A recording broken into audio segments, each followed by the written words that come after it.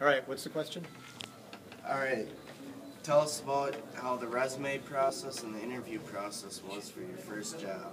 All right, well, my first job was working at a bowling alley. So I think I was 15, 16 at the time. Basically, I filled out the application, brought it in, and followed up. Actually, my dad made me go in and follow up. It was a place where I bowled all the time anyway, so talked to the manager, asked him about it, and got the job. Just followed up, and you had to dress formally and stuff, so I went in and asked if this was okay, but that was about all it was. It was just, applying. There wasn't much of an interview. They just kind of hired me because they knew me, so I guess that was important. For this job as a teacher, I had, for education, you have to have more than just a resume and cover letter. I had to send cover letters with my resume to all of the different schools that had an opening, and I had to find the openings online through a specific website. They're not just like out in the newspaper, want ads, it's more formal. So I had to do that, and then I interviewed with about 9 people, including the principal, 3 vice principals, and 4 or 5 English department people. So I don't know what the math on that is, but it's like 9 or 10 people sitting around a table, and I just graduated college, so it was pretty intense. But one nice thing I will say about interviewing with people is that you realize quickly if you're going to gel with them or not. And I had a lot of interviews, and I really enjoyed the people who I interviewed with here.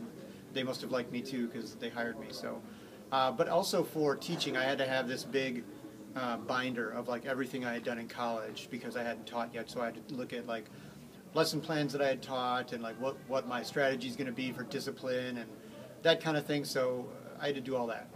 As for the future, in education, I don't think that's going to change much. I think you're going to have a lot more things online that you can share. I think you're also going to be encouraged to make videos or show the interactive things you've done, that you're on the cutting edge of teaching, and you're not just putting your kids in rows and, like 19th century teaching, but you're looking at what's coming.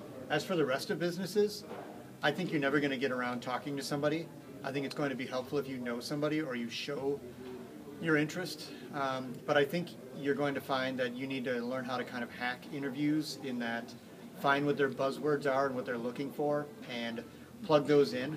It might even be like tagging something online where you've got your application and then you tag it with all kinds of different words, like maybe you're applying for an engineer and you tag, engineering, metals, fabrication, like all kinds of other, clearly don't know any engineering words, but something like that you would put on there so that when you're searched, those buzzwords will bring you up.